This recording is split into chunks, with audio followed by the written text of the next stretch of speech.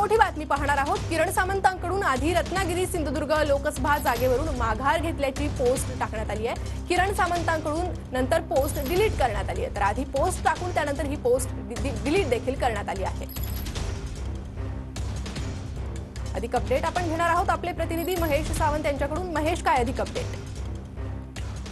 रत्नागिरी सिंधुदुर्ग लोकसभा मतदारसंघात अतिशय खळबळ माजवणारी ही बातमी आहे। किरण सामंत यांनी स्वतः सोशल माध्यमांवर अशी पोस्ट केली होती की पुन्हा एकदा मोदींना पंतप्रधान करण्यासाठी आणि 400 पार जाण्यासाठी आपण लोकसभा निवडणुकीच्या रिंगणातून माघार घेत आहोत। मात्र फेसबुक सारख्या जे सोशल माध्यम आहे त्याच्यावरची पोस्ट त्यानंतर डिलीट झाली।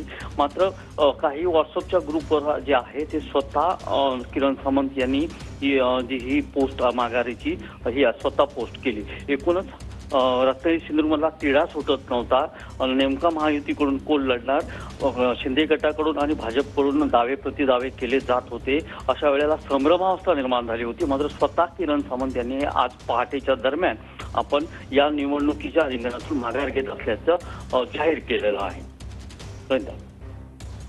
अगदी महेश, मग नेमका हा तिढा सुटेल का? आणि नारायण राणेंचं जे नाव चर्चा सुरू होती ते मग आता त्यावर शिक्कामोर्तब झाले का? या पोस्टवरून असंच एक अंदाज बांधता येईल?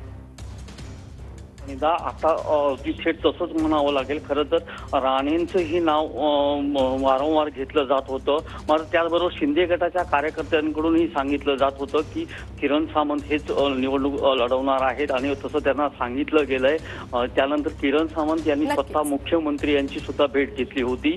त्यामुळे आता नारायण राणे आणि उद्धव ठाकरे गटाकडून विनायक राऊत यांचा सामना रंगेल असं चिन्ह दिसतंय। महेश, धन्यवाद या सविस्तर माहिती संदर्भात।